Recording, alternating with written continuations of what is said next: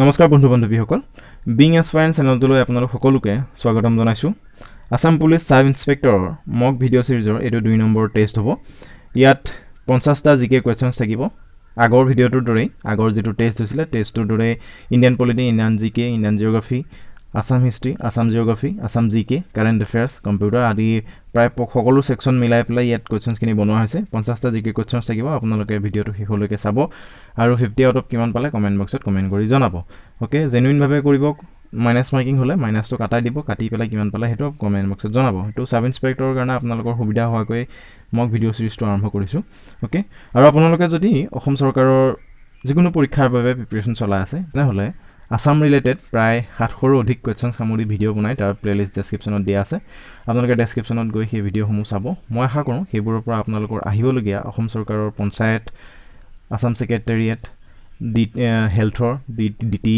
আদি এক্সামৰ বাবে আপোনালোকৰ যথেষ্ট সহায় হ'ব গতিকে এতিয়া টেষ্টটো আৰম্ভ কৰিছো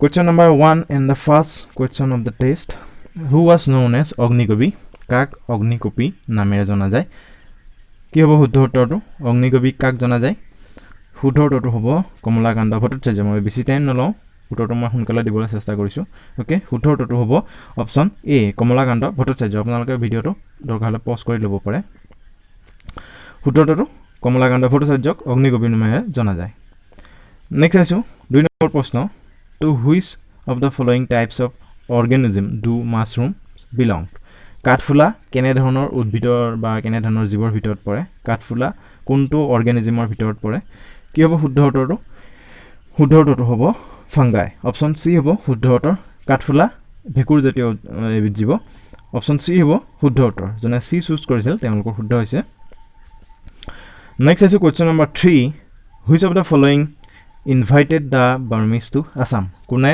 অসমলৈ বাৰ্মিজ সকলক আমন্ত্ৰণ জনাই আনিছিল ইনভাইট কোনে কৰিছিল হতিছে পিয়লি ফুকন বদন চন্দ্ৰ বৰফুকন লালুকুলা নে মনিৰাম দেৱান শুদ্ধ উত্তৰটো হ'ব বদন চন্দ্ৰ বৰফুকন অপচন বি হ'ব শুদ্ধ উত্তৰ বদন চন্দ্ৰ বৰফুকনে বাৰ্মিজ সকলক অসমলৈ ইনভাইট কৰিছিল অপচন বি শুদ্ধ উত্তৰ next is question number 4 Mohenjodaro is situated in Mohenjodaro কোট আছে বৰ্তমান কি হ'ব শুদ্ধ উত্তৰটো মহেঞ্জোদাৰো এখন ইন্দাছ ভেলী সিভিলাইজেশনৰ এখন ফেমাস ঠাই হয় বৰ্তমান কোট আছে বৰ্তমান আছে লাৰকানা ডিস্ট্ৰিক্ট পাকিস্তানত অপচন বি হ'ব শুদ্ধ উত্তৰ ওকে মহেঞ্জোদাৰো এণ্ড হাৰাপ্পা দুইটা বৰ্তমান পাকিস্তানৰ এটা সাইট হয় আৰু পাকিস্তানৰ লাৰকানা ডিস্ট্ৰিক্টত মহেঞ্জোদাৰো বৰ্তমান আছে অপচন বি হ'ব শুদ্ধ উত্তৰ বি জনে চুজ কৰিছে তেওঁলোকৰ শুদ্ধ হৈছে নেক্সট আছে question number 5 Guru Gobind Singh was the son of Guru Gobind Singh তেওঁৰ কাৰ পুত্ৰ আছিল ইম্পৰ্টেন্ট হয় ওকে প্ৰশ্নটো ইম্পৰ্টেন্ট হয় কিয় ইম্পৰ্টেন্ট হয় কম প্ৰশ্নটো হল শুদ্ধ উত্তৰটো হ'ব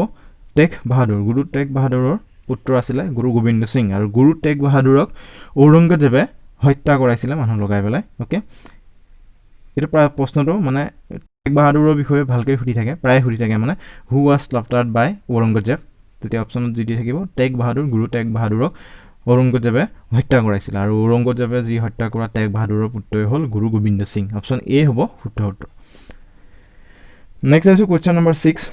Kautilya is the author of Arthashastra, which has been compared with Kautilya যিখন পুথি লিখিছিলে পুথিখনৰ নাম হ'ল অৰ্থশাস্ত্ৰ আৰু সেই অৰ্থশাস্ত্ৰখন কাৰ লগত কম্পেয়াৰ কৰিব পাৰি বা কোনখন পুথিৰ বা কাৰ পুথিখনৰ লগত কম্পেয়াৰ কৰিব পাৰি তুলনা কৰিব পাৰি কি হ'ব শুদ্ধ উত্তৰটো হ'ব Machiavelli's the prince okay Machiavelli the prince নামৰ যিখন পুথি আছে এই পুথিখনৰ লগত কৌটিল্যৰ অৰ্থশাস্ত্ৰক কম্পেয়াৰ কৰিব পাৰি ওকে তুলনা কৰিব পাৰি ওকে কৌটিল্যৰ অৰ্থশাস্ত্ৰ সেইখন মেকিয়াভেলি দ্য প্ৰিন্স নামৰ যিখন পুথি সেইখনৰ লগত তুলনা কৰিব পাৰি অপচন বি শুদ্ধ উত্তৰ নেক্সট আছে question number 7 Saptakanda Ramayana was written by Saptakanda Ramayana কোনে লিখিছিলে সপ্তকাণ্ড ৰামায়ণ লিখিছিলে মাধৱ কন্দলীয়ে অপচন সি হ'ব শুদ্ধ উত্তৰ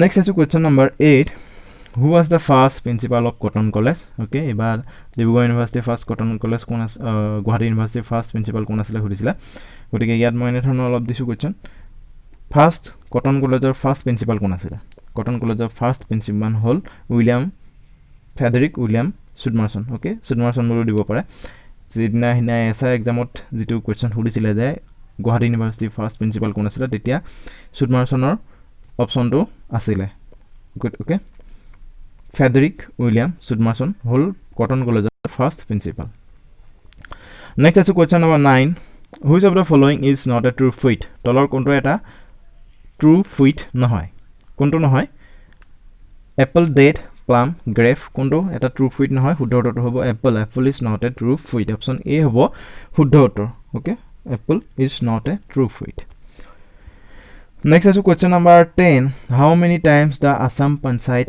এক্ট এমেণ্ডেড অসম পঞ্চায়ত এক্টখন কিমান বাৰ সংশোধন কৰা হৈছে Assam panchayat act was amended for how many times শুদ্ধ উত্তৰটো হ'ব 4 times option C is the correct answer Assam panchayat এক্টখন বৰ্তমানলৈকে 4 বাৰ এমেণ্ডমেণ্ট কৰা হৈছে অপশ্যন চি যোনে চুজ কৰিছে তেওঁলোকৰ শুদ্ধ হৈছে নেক্সট আছে question number 11 who has written the book Panchatantra এইখন কোনে লিখিছিলে শুদ্ধ উত্তৰটো হ'ব কি বিষ্ণু শৰ্মাই লিখিছিলে Panchatantra option B is the correct answer Panchatantra পুথিখন লিখিছিলে বিষ্ণু শৰ্মা ওকে মই বেছি টাইম ৰখি দিয়া নাই আপোনালোকে ভিডিঅ'টো দৰকাৰ হ'লে পজ কৰি লৈ পেলাই উত্তৰটো দিব তাৰপিছত আকৌ ৰিজিউম কৰি দিব পাৰিব ওকে তেনেকৈও ল'ব পাৰে বেছি টাইম যিহেতু আপোনালোকে অপশ্যনসমূহ পঢ়িবলৈ পোৱা নাই মই পটাপট উত্তৰটো কৰি দিছোঁ অকণমান ৰৈ দিলেও তলত আকৌ বহুত কমেণ্ট আহে যে আপোনাৰ বহুত শ্ল' আপুনি বহুত টাইম লৈছে আপুনি বহুত সময় লৈছে অলপ ফাষ্ট কৰিব এনেধৰণৰ কমেণ্টবোৰ আহিবলৈ ধৰে সেইবাবে মই অলপ ফাষ্ট কৈছোঁ কথাখিনি নেক্সট আছে question number 12 who is the father of the Kamrupi princess Amritprabha okay এইবাৰ কুৱেশ্যন এটা আহি গৈছে এছাইত অমৃতপ্ৰভা কামৰূপী প্ৰিন্সেছ অমৃতপ্ৰভা কোনজন কাশ্মীৰী প্ৰিন্সলৈ বিয়া হৈছিলে ওকে সেই উত্তৰটো হ'ব আৰু সেইটো প্ৰশ্ন সুধি গৈছে যিহেতু ওকে মেঘবাহনলৈ বিয়া হৈছিলে আৰু ইয়াত সুধিছোঁ যে কামৰূপী প্ৰিন্সেছ অমৃতপ্ৰভাৰ দেউতাকৰ নাম কি আছিলে শুদ্ধ উত্তৰটো হ'ব Balavarman 1 option D is the correct answer Balavarman 1 যোনে ডি চুজ কৰিছে তেওঁলোকৰ শুদ্ধ হৈছে অমৃতপ্ৰভাৰ দেউতাকৰ নাম হ'ল বলবৰ্মন 1 ইম্পৰ্টেণ্ট কুৱেশ্যন হয় মনত ৰাখিব এনেধৰণৰ কুৱেশ্যন সুধিব পাৰে মিথলজিকেল পিৰিয়ডৰ নেক্সট আছে question number 13 who was the first election commissioner of India from Assam অসমৰ পৰা এই ভাৰতৰ প্ৰথমজন ইলেকশ্যন কমিশ্যনাৰ কোন আছিলে first election commissioner of India from Assam কি হ'ব শুদ্ধ উত্তৰটো হ'ব option B okay Harishankar Brahma option B is the correct answer তেওঁ অসমৰ পৰা হয় আৰু তেওঁৱে ইণ্ডিয়াৰ ফাৰ্ষ্ট ইলেকশ্যন কমিশ্যনাৰ আছিলে অপশ্যন বি চুজ কৰাসকল শুদ্ধ হৈছে নেক্সট আছে question number 14 on April 2020 Assam govt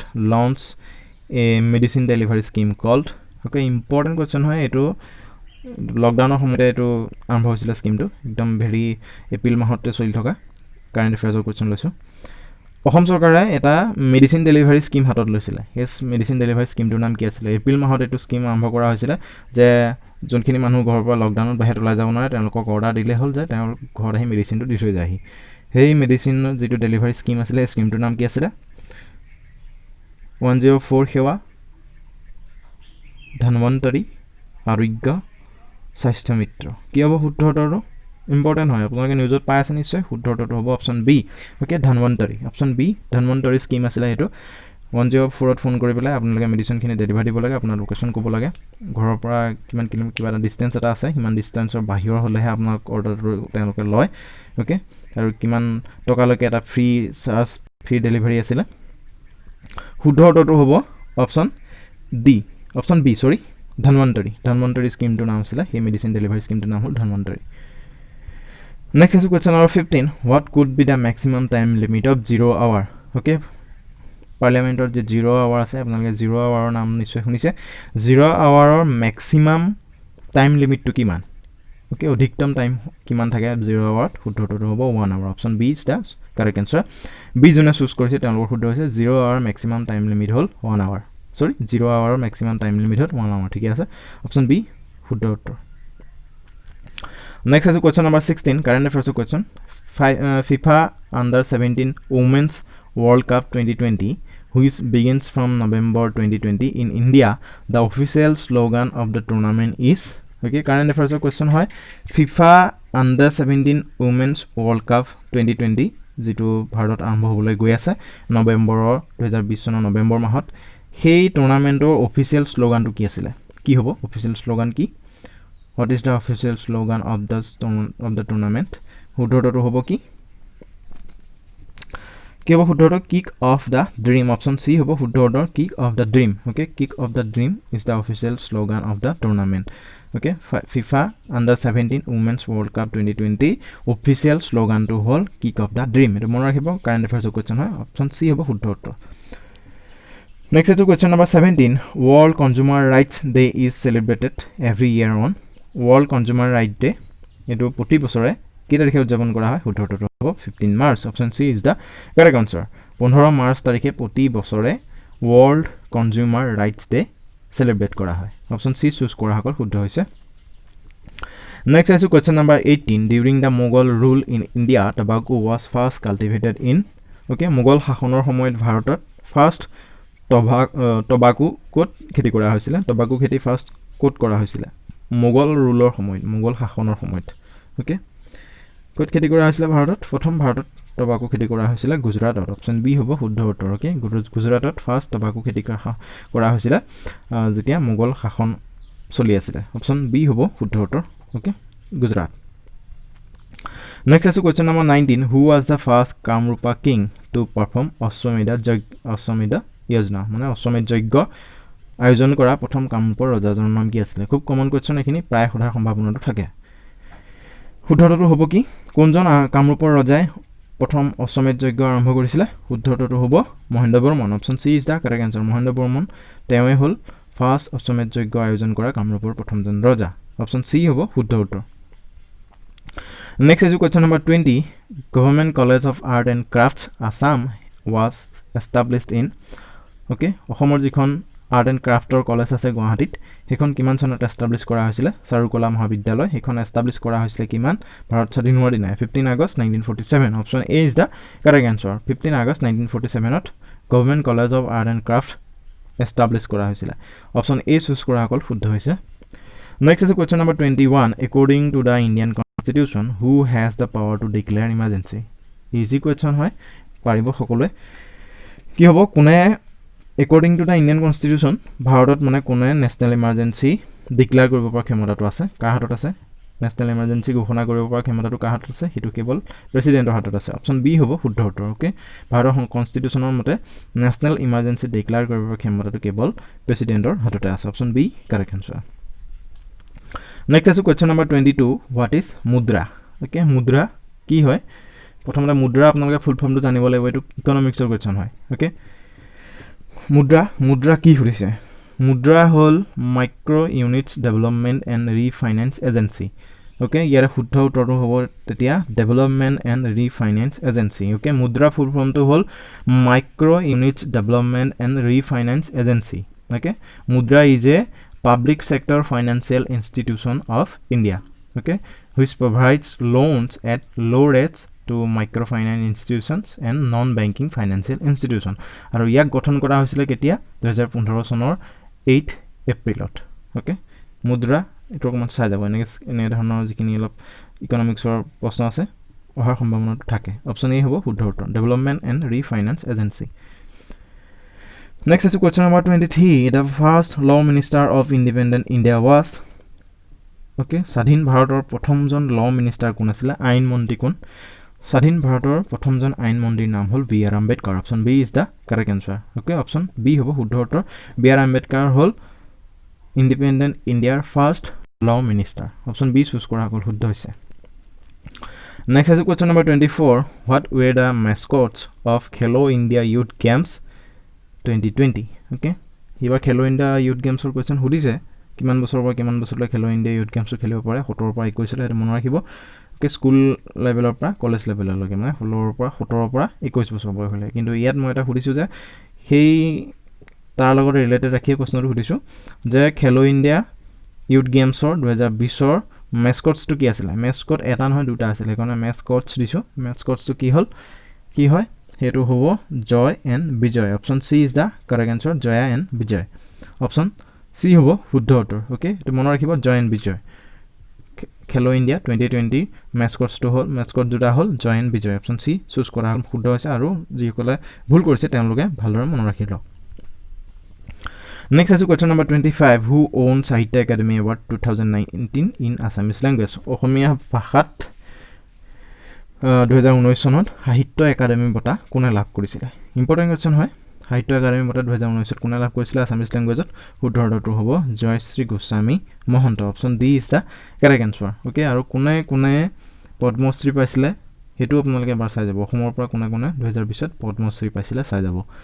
option D হ'ব শুদ্ধ উত্তৰ জয়শ্ৰী গোস্বামী মহোদয় 2019ত আছামিজ লেংগুৱেজত সাহিত্য একাডেমীৰ বঁটা পাবলৈ সক্ষম হৈছে next is question number 26 which city is referred to as the Silicon Valley of India কোনখন চিটিক চিলিকন ভেলী অফ ইণ্ডিয়া বুলি কোৱা হয় okay which city is known as Silicon Valley of India শুদ্ধ উত্তৰটো হ'ব কি Bangalore is known as the Silicon Valley of India option D হ'ব শুদ্ধ উত্তৰ মনত ৰাখিব Bangalore Silicon Valley of India বুলি কোৱা হয় নেক্সট আছে question number 27 under the Mughals the commander in chief of the army was মোগলৰ আণ্ডাৰত যিজন আৰ্মিৰ কমাণ্ডাৰ ইন চিফ থাকে তেওঁক কি নামেৰে জনা যায় তেওঁক কি বুলি জনা যায় তেওঁক জনা যায় empire option C is the correct answer empire okay option C choose কৰা হ'ল শুদ্ধ হৈছে under the Mughals the commander in chief of the army was known as empire option C শুদ্ধ উত্তৰ okay chief of the army staff chief of the air staff আৰু chief of navy staff এটাইকেইটা আপোনালোকে কুৱেশ্যনটো ভালদৰে চাই যাব যিহেতু যোৱাবাৰ chief of the army staff সুধিছে এইবাৰ নেভি বা এয়াৰ ষ্টাফ সুধি দিব পাৰে নেক্সট আছে question number 28 the speaker of Lok Sabha এড্ৰেছেছ his letter of resignation to the যিজন লোকসভাৰ স্পীকাৰ থাকে তেওঁৰ যিখন ৰেজিগনেশ্যন লেটাৰ থাকে তেওঁ ৰিজাইন কৰিব বিচাৰিলে তেওঁ যিখন ৰেজিগনেশ্যন লেটাৰ সেই লেটাৰখনত তেওঁ কালৈ লিখিব লাগে ওকে কাক এড্ৰেছ কৰি লেটাৰখন লিখিব লাগে তেওঁ শুদ্ধ উত্তৰটো কি হ'ব ওকে লোকসভাৰ স্পীকাৰজনে যদি ৰিজাইন দিব বিচাৰে তেওঁ সেই ৰেজিগনেশ্যন লেটাৰখন কালৈ বুলি এড্ৰেছ কৰি লিখিব লাগিব ওকে শুদ্ধ উত্তৰটো কি হ'ব প্ৰেছিডেণ্ট হ'ব নে চিফ জাষ্টিছ অফ ইণ্ডিয়া হ'ব নে প্ৰাইম মিনিষ্টাৰ হ'ব নে ডেপুটি স্পীকাৰ অফ লোকসভা হ'ব কি হ'ব শুদ্ধ উত্তৰটো হ'ব deputy speaker of Lok Sabha important question হয় মনত ৰাখিব যদি স্পীকাৰজনে লোকসভাৰ স্পীকাৰজনে ৰিজাইন দিব বিচাৰে তেওঁ যিখন ৰেজিগনেশ্যন লেটাৰ হ'ব সেই লেটাৰখনৰ এড্ৰেছ কৰিব লাগিব তেওঁ ডেপুটি স্পীকাৰ অফ লোকসভা লোকসভাৰ ডেপুটি স্পীকাৰক তেওঁ এড্ৰেছ কৰিব লাগিব অপশ্যন চি চুজ কৰা হ'ল শুদ্ধ হৈছে নেক্সট আছে question number 29 the year in which Phulguri uprising took place কিমান চনত ফুলগুৰি বিদ্ৰোহ সংঘটিত হৈছিলে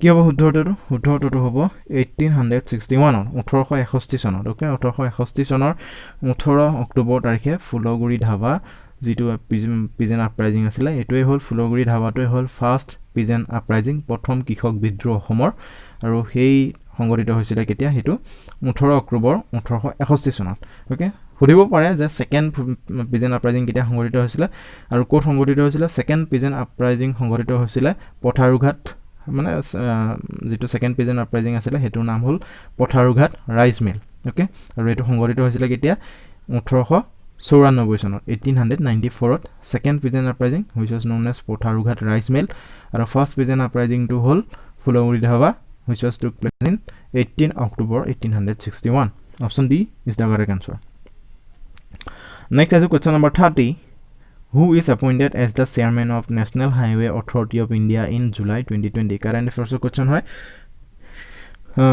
NSAI পাই থাকো সাকে National Highway Authority of India কাক চেয়াৰমেন হিচাপে 2020 চনৰ জুলাই মাহত নিযুক্তি দিয়া হৈছে একদম কাৰেণ্ট এফেয়াৰ্ছ কোৱেশ্চন হয় জুলাই মাহত 2020 চনৰ জুলাই মাহত নিযুক্তি দিয়া হৈছিল চেয়াৰমেন হিচাপে national highway authority of India কাক নিযুক্তি দিয়া হৈছে শুদ্ধ উত্তৰটো হ'ব Sukhbir Singh option D is the correct answer Sukhbir সিঙক নেশ্যনেল হাইৱে অথৰিটি অফ ইণ্ডিয়াৰ চেয়াৰমেন হিচাপে জুলাই মাহত নিযুক্তি দিয়া হৈছিলে এই বছৰে জুলাই মাহত 2020 চনৰ জুলাই মাহত তেওঁক নিযুক্তি দিয়া হৈছে অপশ্যন ডি শুদ্ধ উত্তৰ নেক্সট আছে question number 31 Brajavali language is a mixture of Assamese and Brajavali language এটা মিক্সাৰ হয় আছামিজ আৰু কিহৰ ব্ৰজাৱলী লেংগুৱেজত কি মিক্সাৰ থাকে মিক্স থাকে আছামিজ লেংগুৱেজ থাকে এটা গম পালোঁ আৰু আনটো কি থাকে আনটো হ'ল মৈথালী অপশ্যন ডি হ'ব শুদ্ধ উত্তৰ Brajavali language is a mixture of Assamese and Maithili option D শুদ্ধ উত্তৰ মনত ৰাখিব ইম্পৰ্টেণ্ট কুৱেশ্যন হয় ব্ৰজাৱলী লেংগুৱেজত আছামিজ আৰু মৈথালী এই দুটা লেংগুৱেজৰ মিক্স থাকে নেক্সট আছে question number 32 Bhupen Hazarika one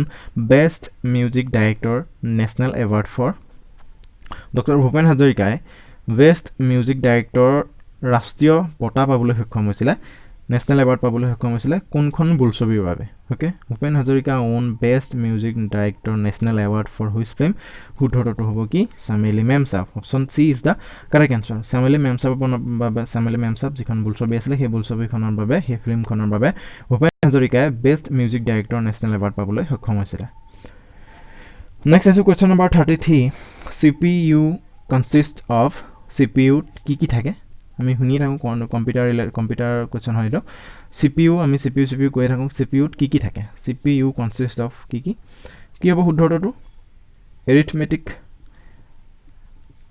কি হ'ব শুদ্ধ উত্তৰটো শুদ্ধ উত্তৰটো হ'ব arithmetic and logic unit, register and control unit. Option B হ'ব শুদ্ধ উত্তৰ। CPUত থাকে arithmetic logic unit and register and control unit, এই তিনিটা বস্তু থাকে। অ'কে, CPUত থাকে arithmetic logic unit, arithmetic and logic unit, register and control unit. Option B হ'ব শুদ্ধ উত্তৰ। এইটো মনত ৰাখিব, খেলি মেলি নকৰিব। নেক্সট আছে কুৱেশ্যন নম্বৰ 34। অ'কে, আমি কম্পিউটাৰৰ ওপৰত এটা ছেশ্যন ভালকৈ ষ্টাৰ্ট কৰিম। A to Z কম্পিউটাৰৰ কুৱেশ্যনখিনি দিবলৈ চেষ্টা কৰিম, যিহেতু আছাম ছেক্ৰেটেৰিয়েটৰ জুনিয়ৰ এডমিনিষ্ট্ৰেটিভ এছিষ্টেণ্টত 50 মাৰ্কছ কম্পিউটাৰৰ কুৱেশ্যনে আহিব। সেইবাবে এই আছাম ছেক্ৰেটেৰিয়েটৰ সুবিধা হোৱাকৈ অতি শীঘ্ৰেই আমি তাৰ বাবে প্ৰিপেৰেশ্যন চলাম। আছাম ছেক্ৰেটেৰিয়েটৰ এক্সামটো অলপ ভাল হয়, গতিকে সেই এক্সামটো আপোনালোকে ভালদৰে দিয়ক। তাত প্ৰতিটো ছেকশ্যনৰ পৰা 50 কুৱেশ্যনছ আহিব, গতিকে ভালকৈ গোটেই বস্তুখিনি ডিপলি চাব লাগিব আৰু প্ৰতিটো কুৱেশ্যনেই চাব লাগিব, কি আহিব ধৰিব নোৱাৰি। আৰু কম্পিউটাৰৰ প্ৰায় কমন কুৱেশ্যনখিনি সুধি থাকে, যিহেতু কম্পিউটাৰ ইমানো ভাষ্ট নহয় আৰু যিকেইটা আছে ৰিলেটেড, মানে যিকেইটা আছে মেইন টপিককেইটা আছে আৰু সেই মেইন টপিককেইটা এটা কুৱেশ্যন সুধিবই। অ'কে, নেক্সট আছে question number 34। What happens to atmospheric pressure with increase in altitude? উচ্চতা বাঢ়ি যোৱাৰ লগে লগে বায়ুমণ্ডলীয় যিটো চাপ থাকে সেই চাপটো কি হৈ যায়? What happen to atmospheric pressure with increase of altitude? Altitude উচ্চতা বাঢ়ি যোৱাৰ লগে লগে যিটো এটমছফেৰিক প্ৰেছাৰ থাকে সেই প্ৰেছাৰটো কি হৈ যায়? It remain decrease. Option B হ'ব শুদ্ধ উত্তৰ। অ'কে,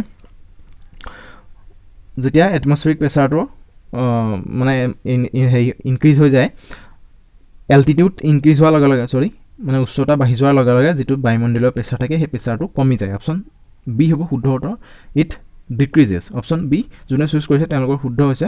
বায়ুমণ্ডলৰ যিটো প্ৰেছাৰ থাকে সেইটো উচ্চতা বাঢ়ি যোৱাৰ লগে লগে ইয়াৰ প্ৰেছাৰটো কমি আহে। অপশ্যন বি হ'ব শুদ্ধ উত্তৰ। জিঅ'গ্ৰাফি কুৱেশ্যন হয়, ফিজিকেল জিঅ'গ্ৰাফি। নেক্সট আছে question number 35। Where is Lothal located? Lothal ক'ত আছে? বৰ্তমান লোথাল আছে হুৱেৰ? লোথাল আছে গুজৰাটত। অপশ্যন এ হ'ব শুদ্ধ উত্তৰ। অ'কে, অপশ্যন বি এ যোনে চুজ কৰিছে তেওঁলোকৰ শুদ্ধ হৈছে। লোথাল বৰ্তমান গুজৰাটত আছে, মডাৰ্ণ গুজৰাটত আছে। অ'কে, অপশ্যন এ যোনে চুজ কৰিছে তেওঁলোকৰ শুদ্ধ হৈছে। নেক্সট আছে question number 36। The school of Banduka where মাধৱদেৱা read was maintained and taught by? Okay, এইটো ইম্পৰ্টেণ্ট কুৱেশ্যন হয়, চবেই অলপ খেলি মেলি কৰি আছে। শুদ্ধ উত্তৰটো কি হ'ব? শুদ্ধ উত্তৰটো হ'ব কি? বন্দুকা স্কুলখন, দ্য স্কুল এট বন্দুকা, বন্দুকাত যিখন স্কুল আছিলে য'ত মাধৱদেৱে শিক্ষা গ্ৰহণ কৰিছিলে, সেই স্কুলখন কোনে মেইনটেইন কৰিছিলে আৰু তেওঁক কোনে শিক্ষা প্ৰদান কৰিছিলে? Was maintain and taught by Rajendra Adhyapaka. Option D হ'ব শুদ্ধ উত্তৰ। Okay, not A. Okay, option D is the correct answer, Rajendra Adhyapak. যিখন বন্দুকাৰ স্কুলত মাধৱদেৱে শিক্ষা গ্ৰহণ কৰিছিলে সেই স্কুলখনত শিক্ষকতা কৰিছিলে, মানে শিকাইছিলে আৰু মেইনটেইনো কৰিছিলে কোনে? ৰাজেন্দ্ৰ অধ্যাপকে। অপশ্যন ডি হ'ব শুদ্ধ উত্তৰ। মুকুন্দ অধ্যাপক নহয়, সেইটো ভুল নকৰিব, ৰাজেন্দ্ৰ অধ্যাপক। অপশ্যন ডি শুদ্ধ উত্তৰ। নেক্সট আছে question number 37। Who is the highest civil servant of the union government? Okay, important question হয়। ইউনিয়ন গভৰ্ণমেণ্টৰ আটাইতকৈ হায়েষ্ট চিভিল ছাৰ্ভেণ্টজন কোন? অ'কে, কেন্দ্ৰীয় চৰকাৰৰ আটাইতকৈ, ইউনিয়ন গভৰ্ণমেণ্টৰ মানে আটাইতকৈ হায়েষ্ট চিভিল ছাৰ্ভেণ্টজন কোন হয়? Attorney general, cabinet secretary, home secretary নে principal secretary to the prime minister? কোনজন হয়? শুদ্ধ উত্তৰটো হ'ব cabinet secretary. Okay, cabinet secretary was the highest civil servant of the union government. Option B choose কৰাসকল শুদ্ধ হৈছে, কেবিনেট ছেক্ৰেটাৰী। মনত ৰাখিব, খেলি মেলি নকৰিব, কেবিনেট ছেক্ৰেটাৰী হ'ল ইউনিয়ন গভৰ্ণমেণ্টৰ আটাইতকৈ, চেণ্ট্ৰেল গভৰ্ণমেণ্টৰ আটাইতকৈ হায়েষ্ট চিভিল ছাৰ্ভেণ্ট। নেক্সট আছে question number 38। The new symbol of Indian currency is design by?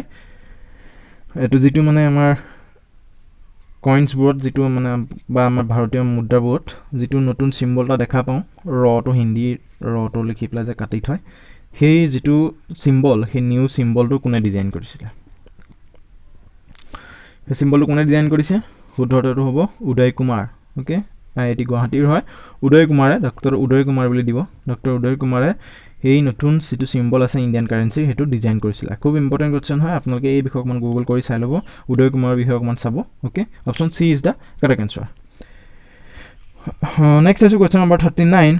In which year was the prevention of terrorism act POTA enacted? সেনানী অন্ধ্ৰপ্ৰদেশৰ এটা অক্টোপাছ বুলি এটা কুৱেশ্যন সুধিছে টেৰৰিজিমৰ লগত মানে ৰিলেটেড, সেইকাৰণে মই এটা কুৱেশ্যন দিছোঁ টেৰৰিজিমৰ লগত মানে ৰিলেটেড হোৱা কুৱেশ্যন এটা। Okay, prevention of terrorism act বা চমুকৈ পোটা বুলি দিব পাৰে। পোটাৰ ফুল ফৰ্মো কি সুধিব পাৰে। এই পোটা যিটো এক্ট আছে, এই পোটাটো কেতিয়াৰ পৰা মানে কাৰ্যকৰী কৰা হৈছিলে প্ৰিভেনশ্যন অফ টেৰৰিজিম এক্ট কেতিয়াৰ পৰা কাৰ্যকৰী কৰা হৈছিল অপশ্যন চি হ'ব শুদ্ধ উত্তৰ 2002 চনৰ পৰা ওকে 2002 চনৰ পৰা প্ৰিভেনশ্যন অফ টেৰৰিজিম এক্ট এনেক্টেড কৰা হৈছিল অপশ্যন চি হ'ব শুদ্ধ উত্তৰ 2002 চন নেক্সট আছে question number 40 which state clinched the sub junior national football championship 2019 and 20 title কোনখন ষ্টেটে sub junior national football championship 2019 আৰু 20ৰ টাইটেলটো কাঢ়ি নিবলৈ সক্ষম হৈছে কোনখন ষ্টেটে এইটো মানে টাইটেলটো পাবলৈ সক্ষম হৈছে এইটো নৰ্থ ইষ্টাৰ্ণ এখন ষ্টেটে পাইছে কোন হ'ব তাৰ ইয়াৰ শুদ্ধটো কোন হ'ব কি হ'ব which state clinched the sub junior national football championship 2019 and 20 title শুদ্ধটো হ'ব মেঘালয় অপশ্যন ডি হ'ব শুদ্ধ উত্তৰ ওকে মেঘালয়ে sub junior national football championship 2019 আৰু 20ৰ যিটো টাইটেল হেতু কাঢ়ি নিবলৈ সক্ষম হৈছে তেওঁলোকে পাবলৈ সক্ষম হৈছে অপশ্যন ডি হ'ব শুদ্ধ উত্তৰ ওকে মেঘালয় পাইছে অপশ্যন ডি কাৰেক্ট আনসাৰ মনত ৰাখিব নৰ্থ ইষ্টৰ ৰিলেটেড কোৱেশ্চন আহিব পাৰে অপশ্যন ডি শুদ্ধ উত্তৰ কাৰেণ্ট এফেয়াৰ্ছৰ কোৱেশ্চন হয় নেক্সট আছে question number 41 choose the correct one শুদ্ধটো বাছি উলিয়াবলৈ দিছে অসমত 5খন নেশ্যনেল পাৰ্ক 11খন ৱাইল্ড লাইফ চেঞ্চুৰী আছে অসমত 5খন নেশ্যনেল পাৰ্ক 18খন ৱাইল্ড লাইফ চেঞ্চুৰী আছে 6খন নেশ্যনেল পাৰ্ক 17খন ৱাইল্ড লাইফ চেঞ্চুৰী আছে কি হ'ব শুদ্ধটো নন অফ দিছ শুদ্ধটো কি হ'ব অসমত 5খন নেশ্যনেল পাৰ্ক আছে 18খন বন্যপ্ৰাণী অভয়াৰণ্য আছে নে অসমত 6খন নেশ্যনেল পাৰ্ক আছে আৰু 17খন বন্যপ্ৰাণী অভয়াৰণ্য আছে কোনটো হ'ব বি আৰু চিৰ ভিতৰত কনফিউজন যদি আছে কোনটো হ'ব শুদ্ধটো হ'ব অপশ্যন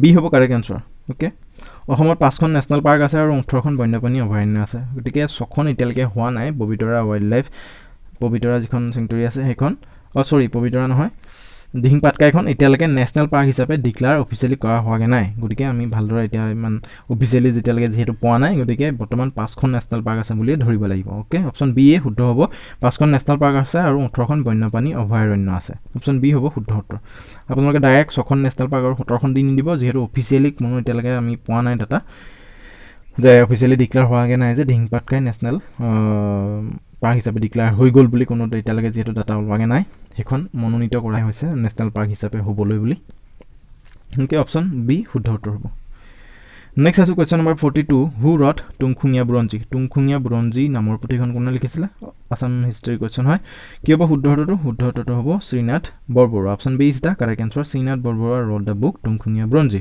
ওকে ইম্পৰ্টেণ্ট কুৱেশ্যন হয় পুথিখনো ইম্পৰ্টেণ্ট হয় দুইটা মনত ৰাখিব তুংখুঙীয়া বুৰঞ্জী লিখিছিলে কোনে শ্ৰীনাথ বৰবৰুৱা ওকে নেক্সট আছে question number 43 who composed the song Saare Jahan সে আচ্ছা হিন্দুস্তান হামাৰা কোনে এই গানটো কম্প'জ কৰিছিলে সাৰে জাহাঁ সে আচ্ছা হিন্দুস্তান হামাৰা এই ছংটো কোনে কম্প'জ কৰিছিলে গানটো কম্প'জ কৰা ব্যক্তিজনৰ নাম হ'ল কোন Muhammad Iqbal option A is the correct answer okay এইটো ইম্পৰ্টেণ্ট কুৱেশ্যন হয় সাৰে জাহাঁ সে আচ্ছা হিন্দুস্তান হামাৰা এইটো গানটো কম্প'জ কৰিছিলে Mohammad Iqbal option A choose কৰাসকল শুদ্ধ হৈছে নেক্সট আছে question number 44 what is the climate type of Assam অসমৰ জলবায়ুটো কেনেকুৱা হোৱাট কাইণ্ড অফ ক্লাইমেট অসমৰ ক্লাইমেটটো কেনেকুৱা হয় কি হ'ব শুদ্ধটো অসমৰ ক্লাইমেটটো কেনেকুৱা শুদ্ধটো হ'ব tropical monsoon rain forest climate okay ক্ৰান্তীয় মৌচুমী বৰ্ষাৰণ্য জলবায়ু অপশ্যন বি হ'ব শুদ্ধ উত্তৰ tropical monsoon rain forest climate ক্ৰান্তীয় মৌচুমী বৰ্ষাৰণ্য জলবায়ু অপশ্যন বি শুদ্ধ উত্তৰ নেক্সট আছে question number 45 Lala Lajpat Rai is the author of the book চাৰিখন পুথি দিয়া আছে তলত তাৰ ভিতৰত কোনখন লালা লাজপাত ৰায়ে লিখা পুথি শুদ্ধটো হ'ব কি unhappy India option C is the correct answer unhappy India নামৰ পুথিখন লিখিছিলে Lala Lajpat Rai okay option C choose কৰা সকল শুদ্ধ হৈছে নেক্সট আছে question number 46 which of the following was known as ভগনীয়া ৰজা তলৰ চাৰিটা অপশ্যন দিয়া আছে তাৰে ভিতৰত কাক ভগনীয়া ৰজা বুলি জনা যায় which of the following was known as ভগনীয়া ৰজা কাক জনা যায় ভগনীয়া ৰজা হিচাপে শুদ্ধ উত্তৰটো হ'ব জয়ধ্বজ সিংহক option A is the correct answer Jayadhwaj সিংহক ভগনীয়া ৰজা নামেৰেও জনা যায় অপশ্যন এ শুদ্ধ উত্তৰ নেক্সট আছে question number 47 the all India Muslim league was founded in December 1906 at okay 1906 চনৰ ডিচেম্বৰ মাহত অল ইণ্ডিয়া মুছলিম লীগ গঠন কৰা হৈছিলে আৰু এই যিটো অল ইণ্ডিয়া মুছলিম লীগ গঠন কৰা হৈছিলে সেইটো ক'ত গঠন কৰা হৈছিলে okay all India Muslim league was founded in December 1906 at ক'ত শুদ্ধ উত্তৰটো হ'ব ঢাকা অপশ্যন বি শুদ্ধ উত্তৰ ওকে অল ইণ্ডিয়া মুছলিম লীগ ঢাকাত গঠন কৰা হৈছিলে 1906 চনৰ ডিচেম্বৰ মাহত যিসকলে বি চুজ কৰিছে তেওঁলোকৰ শুদ্ধ হৈছে নেক্সট আছে question number 48 the Wheeler island has been renamed as okay হেনেনি এটা সুধিছে মানে কিবা পাছ এটা বিষয় সুধিছিলা পাহৰি গৈছোঁ মানে এছ এক্সামত সুধি গৈছে ন অটল বিহাৰী বাজপেয়ী হয় তাৰ উত্তৰটো ৰিনেম কৰা হ'ল কাৰ নামত গতিকে এনেকৈ ধৰণৰ কুৱেশ্যন ইয়াতো দিছোঁ যে হুইলাৰ আইলেণ্ডটো কাৰ নামত ৰিনেম কৰা হৈছিলে মানে কি বুলি ৰিনেম কৰা হ'ল the Wheeler island has been renamed as কি APJ আব্দুল কালাম আইলেণ্ড যিটো হুইলাৰ আইলেণ্ড আছে সেইটো ৰিনেম কৰা হ'ল আৰু ৰিনেম কৰি তাৰ নামটো দিয়া হ'ল Abdul Kalam island option A C হ'ব শুদ্ধ উত্তৰ APJ Abdul Kalam island okay next আছে question number 49 Syed Shah Milan was popularly known by which name in Assam okay Syed Shah Milanক অসমত পপুলাৰলি কি নামেৰে জনা যায় ইম্পৰ্টেণ্ট কুৱেশ্যন হয় Syed Shah Milanক অসমত পপুলাৰলি কি নামেৰে জনা যায় তেওঁক পপুলাৰলি জনা যায় আজান ফকীৰ হিচাপে অপশ্যন এ হ'ব শুদ্ধ উত্তৰ okay Syed Shah Milan was popularly known by Azan Fakir in Assam option A choose কৰা হ'ল শুদ্ধ হৈছে আজান ফকীৰ নেক্সট আছে question number 50 and the last question of this test okay the British Governor General and Viceroy who served for the longest period in India was okay কোনজন British Governor General আৰু Viceroy ইণ্ডিয়াত longest টাইমৰ বাবে মানে সাৰ্ভ কৰিছিলে মানে longest time তেওঁ কাৰ্যনিৰ্বাহ কৰিছিলে কি হ'ব তেওঁৰ নামটো the British governor general and viceroy who served for the longest period in India কি হ'ব শুদ্ধ উত্তৰটো হ'ব লৰ্ড ডেলহাউচি অপশ্যন বি হ'ব শুদ্ধ উত্তৰ লৰ্ড ডেলহাউচিয়ে ভাৰতত লংগেষ্ট সময়ৰ বাবে কাৰ্যনিৰ্বাহ কৰিছিলে তেওঁ হ'ল British governor general and viceroy option B হ'ব শুদ্ধ উত্তৰ লৰ্ড ডেলহাউচি অ'কে লৰ্ড ডেলহাউচিৰ লগত ৰিলেটেড গোটেই কথাখিনি চাব ইম্পৰ্টেণ্ট হয় অ'কে আৰু আজিলৈ ইমানৰ টেষ্টটো সামৰিছোঁ আৰু আপোনালোকে কিমানটা পাৰিলে 50 আউট অফ কিমান পাৰিলে সেইটো কমেণ্ট বক্সত ডাইৰেক্ট কমেণ্ট কৰি জনাওক আৰু যদি কোনোবা দুটা কুৱেশ্যন যদি এটেম্প নকৰিলেই তেতিয়া সেইটো কাউণ্ট নকৰিব যিমানটো পালে সিমানটোৱে কৰিব যদি কোনোবা এটা কুৱেশ্যন কৰোঁতেনে এটেম্প কৰোঁতেনে যদি ভুল হ'ল সেইটো হাফকৈ মাইনাছ মাৰ্কিং লগাই কিমানটো পালে শুদ্ধ উত্তৰটো মানে কিমানটো হ'ব সেইটো জেনুইনকৈ কমেণ্ট বক্সত জনাব মিছাকৈ কৈ নিদিব যিমানটো পালে সেইটো ৰিয়েলটোৱে ক'ব অ'কে নিজকে ইভালুৱেট কৰি চাওক আৰু যোনটোখিনি পোৱা নাই সেইখিনি বস্তুৰ ওপৰত আকৌ বিশদভাৱে চাবলৈ চেষ্টা কৰক অ'কে ইয়াৰ আগত এটা টেষ্ট 1 আগবঢ়াইছিলোঁ যদি আপোনালোকে চোৱা নাই তেতিয়া ডেছক্ৰিপশ্যনত গৈ চাই ল'ব পাৰিব নতুবা স্ক্ৰীনৰ সোঁফালে থকা বাটনটো ক্লিক কৰি চাই ল'ব পাৰিব আৰু যদি এই টেষ্টটো ভাল পালে তেন্তে ভিডিঅ'টো লাইক কৰি দিব আৰু বন্ধু বান্ধৱীৰ মাজতো যিসকলে গম নাপায় তেওঁলোককো শ্বেয়াৰ কৰক আৰু চেনেলটো আগুৱাই যোৱাটো সহায় কৰক আৰু ভিডিঅ'টো শেষলৈকে চোৱাৰ বাবে সকলোকে ধন্যবাদ